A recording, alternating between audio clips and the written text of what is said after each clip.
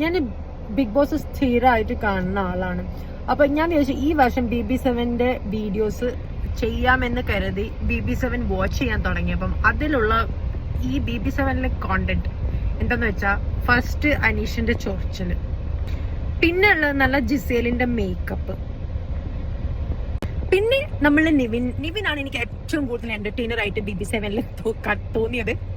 നിവിന്റെ മോഷണം, പിന്നെ ഏറ്റവും കോമഡി ആയി തോന്നിയത് അനുവിന്റെ കരച്ചില്, പിന്നെ രേണുവിന്റെ സെപ്റ്റിക് ടാങ്ക്.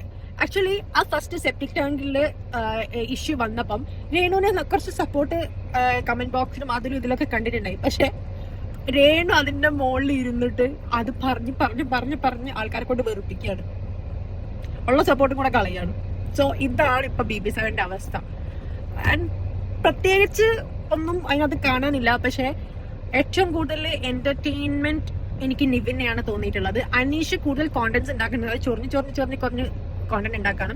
പിന്നെ റെന ഫാത്തിമ കുഞ്ഞിക്കുട്ടിയാണ്, നല്ല മെച്യൂർഡ് വേയിൽ സംസാരിക്കുന്നുണ്ട്.